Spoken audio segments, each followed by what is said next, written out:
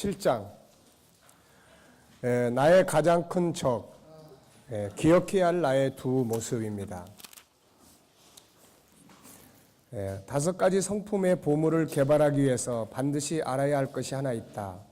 다이아몬드 광산을 개발하려고 하면 회방꾼이 있다. 그것을 못하게 가로막는 존재가 있다. 이것을 바로 알아야 한다. 많은 사람이 위대한 꿈을 꾸면서 5 성품을 개발하려고 도전하다가 포기하는 것은 바로 이 회방꾼 때문이다. 다음의 이야기를 보자. 리더십의 대가 존 맥스웰에서 나오는 이야기다. 하는 일마다 된다 안 된다 시비를 걸어온 거추장스러운 사람이 있었다. 가는 길마다 어김없이 나타나 발목을 잡고 속을 뒤집어 놓는 잡놈이 아닌가. 이 사람만 없다면 한번 해볼 만한데 답답하도다. 가슴만 치고 있을 뿐이다. 그러던 어느 날 그 왼수놈이 번거지를 깊이 눌러쓰고 홀로 걸어가는 것이 아닌가. 이 기회에 저놈을 처치해야 되겠다고 잘됐다 싶어 번거지를 벗기고 후려치는 순간, 아니 이게 누구란 말인가. 이 잡놈이 바로 내가 아닌가. 잭 파이는 이렇게 말했다. 내 일생을 돌이켜보니 많은 장애물을 만났구나. 그런데 그 중에 가장 큰 장애물은 바로 나 자신이었다. 위의 이야기들이 이해되는가? 사람 속에는 2개의 나가 있다는 사실을 알고 있는가? 자, 이 말씀 한번 다 같이 읽어보겠습니다.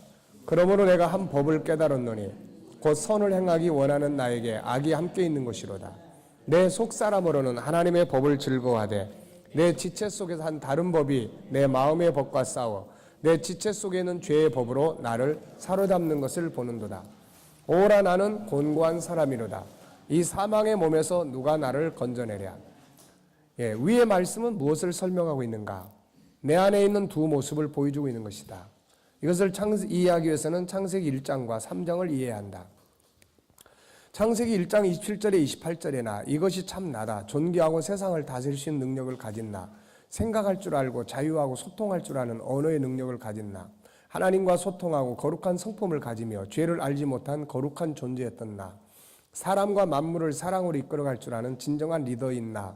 그리고 영원한 나라를 바라보고 그 나라의 가치를 가지고 살았던 나. 이것이 바로 참 나의 모습이었다. 이 모습대로 실현되었던 곳이 바로 창세기 2장의 에덴 동산이다. 이곳에서 실현된 것은 5가지 성품이죠. 그래서 그 결과는 뭐였어요? 이사야 51장 3절에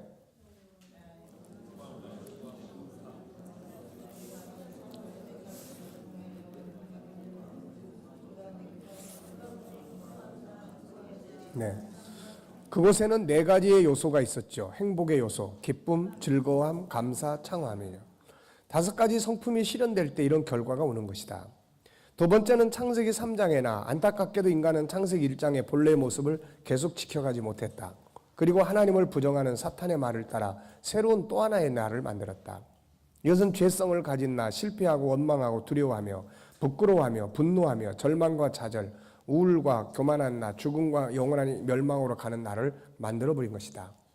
이때부터 나라고 하는 존재 속에는 창세기 1장 27절에 나와 창세기 3장에 나가 함께 살고 있다. 세 번째, 항상 앞장서가는 창세기 3장에 나. 안타까운 것은 이것이다. 대부분의 삶에서 창세기 3장의 부정적인 나가 앞서 나간다. 밖에서 손님이 오면 먼저 뛰어나가는 얘가 얘예요.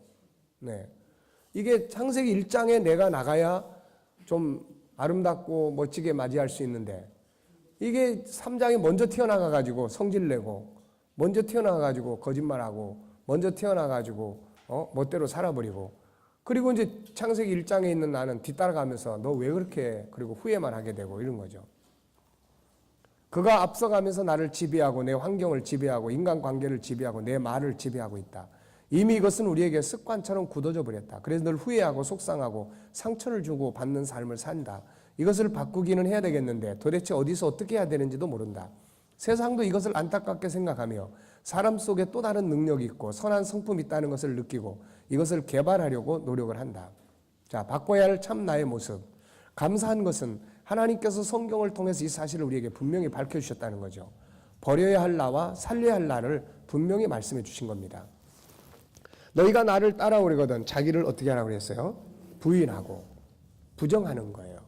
너는 내가 아니야. 자기를 부인하는 거죠. 그리고 자기 십자가를 지고 나를 따라가는 거예요. 그러니까 두 개의 나가 있습니다. 하나는 주님을 따라갈 수 없는 내가 하나 있고 주님을 따라갈 수 있는 내가 하나가 있어요. 창세기 27장 28절은 주님을 따라갈 수 있는 나예요. 왜냐하면 의의 말씀, 거룩한 말씀, 주님의 말씀이다. 그런 말씀 아닙니까? 사랑의 말씀, 능력의 말씀, 정직의 말씀. 이걸 따라갈 수 있는 나는 창세기 3장의 내 안은 못 따라가요. 그거를. 맨날 갈등과 싸움뿐이죠. 그래서 바꾸라고 말씀하시는 거예요. 마태복음 9장 17절 다 같이 시작. 새 포도주를 낡은 가죽부대에 넣지 아니하나니 그렇게 되면 포도가 터져 포도주도 쏟아지고 부대도 버리게 됨이라. 새 포도주는 새 부대에 넣어야 둘이 다 보존된다. 새로운 가치와 새로운 행복은 이것은 바로 우리의 부대를 바꿀 때 이루어지는 거죠. 그 다음에 로마서 6장 11절 시작.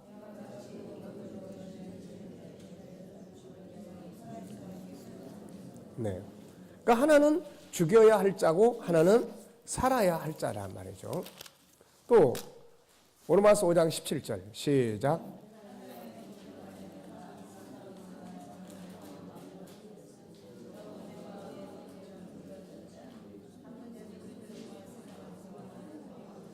네. 하나는 죽음의 나, 하나는 생명의 나예요. 또 에베소 4장 21절로 24절 시작.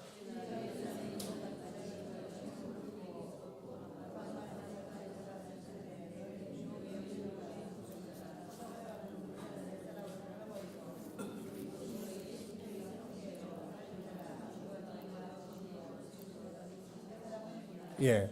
하나는 벗어버려야 될 내가 있고 하나는 입어야 할 내가 있단 말이에요. 새 사람, 옛 사람. 그러니까 옛 사람은 창세기 3장에 뿌리를 둔 나고 새 사람은 창세기 1장에 뿌리를 둔 나예요. 베드로서 1장 4절에는 이런 말씀 있죠. 이로써 그 보배롭고 지극한 약속을 우리에게 주사 이 약속으로 말미암아 너희가 정욕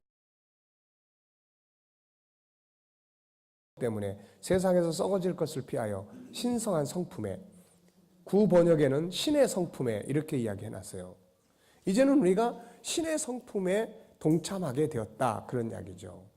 그러니까 이제 당연히 우리는 신의 성품을 가지고 세상을 살아야 된다는 이야기죠. 위의 말씀들은 모두 두 모습의 나를 설명한다. 하나는 부인해야 할 나, 또 하나는 주님을 따라가는 나, 참 나와 버려야 할 나를 말씀한다. 자기 안에 있는 5가지 성품을 개발한다는 것은 진정한 자기를 찾는 것입니다. 지금까지 우리는 창세기 3장에 근거하여 세상에 시달리고 상처받으면서 굳어져 버린 나, 이것이 바로 나인 줄 알고 살아왔어요. 알고 보면 모든 실패, 불행, 관계 악화, 절망, 무기력, 심리적 질병, 불신, 분노, 두려움이 모든 것은 창세기 3장에 근거한 잘못된 내가 만들어내는 결과물들이에요. 그래서 주님도 사도들도 이걸 바꾸라고 이야기한 거죠. 그래서 수많은 말씀들이 5가지 성품에 관계된 말씀들이에요. 5가지 성품을 찾아서 살도록 하기 위함입니다. 그래야 하나님의 자녀답게, 천국인답게, 그리스도인답게 세상을 이끌어가는 빛과 소금이 되기 때문이에요.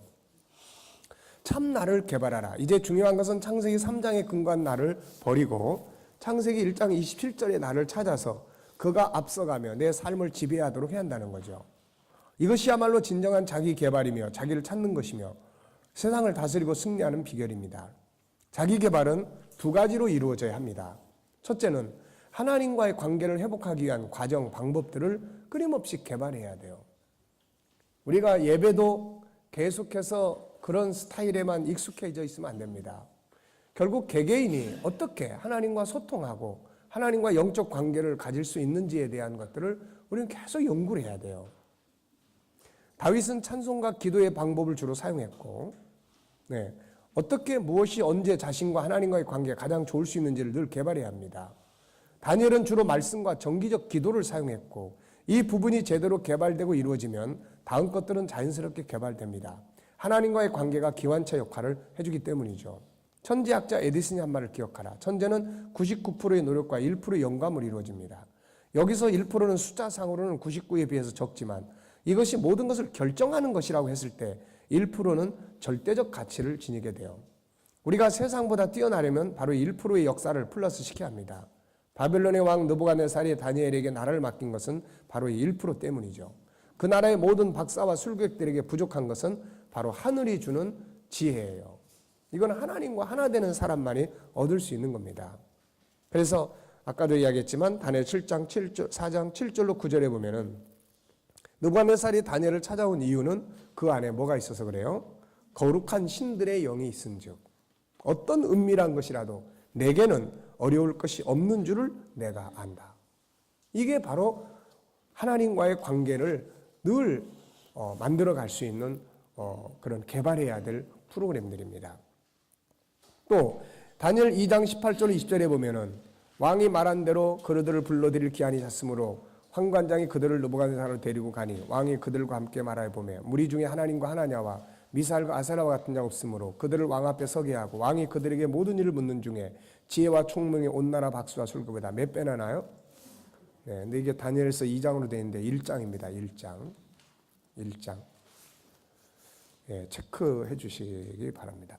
애굽왕 바로가 요셉을 총리로 발탁한 것도 바로 이 때문이에요. 그 역시 애굽의 술객들과 박사들이 갖지 못한 1%가 있는데 바로 하나님의 신의 역사입니다. 한번 다시 읽어보죠. 시작.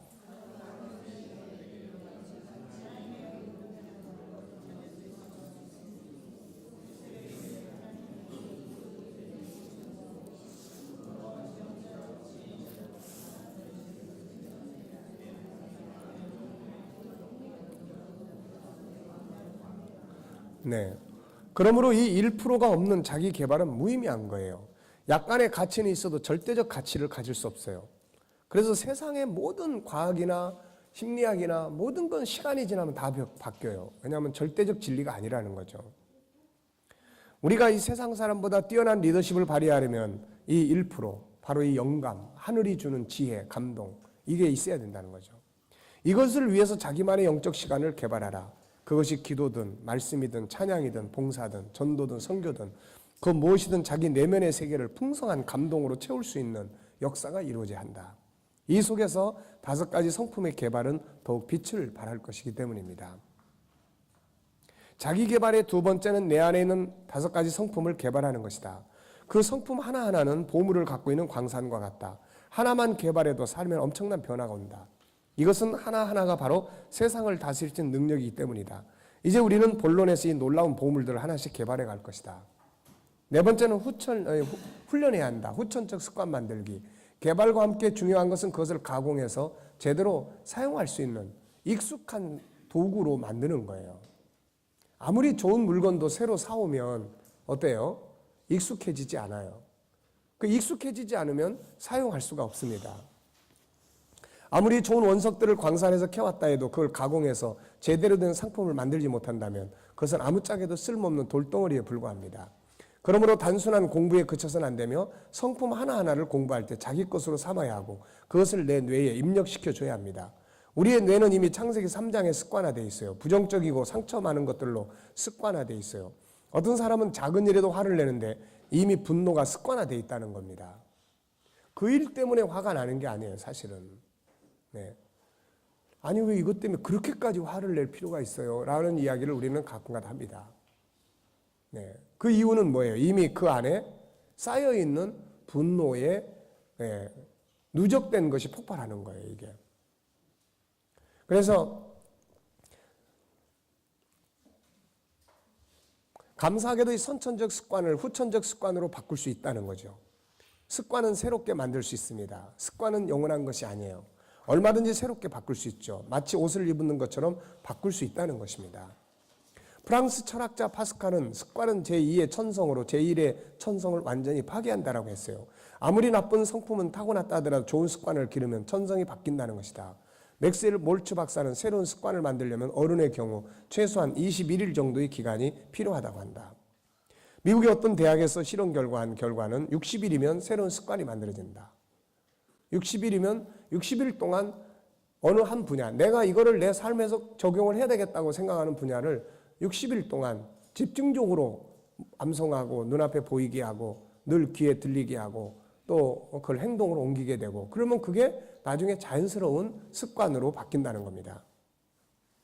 미국의 어떤 대학에서의 실험 결과 60일이면 그렇게 만들 수 있다고 그랬고 근래에는 습관 6일이라는 기적이라는 책이 출판되기도 했습니다. 중요한 것은 습관이 바꿀 수 있다는 거죠. 습관을 바꾼다는 건 무슨 의미입니까? 로마서 6장 11절 읽어보세요.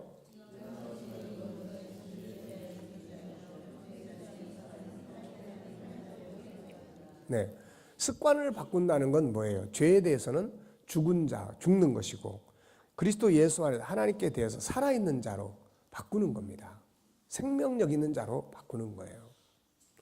너희는 유혹의 욕심을 따라 썩어져가는 구습을 따른 옛사람 벗어버리고 오직 너희 심령이 새롭게 돼 하나님을 따라 의와 진리와 거룩함으로 지으심을 받은 새 사람을 입는 거예요.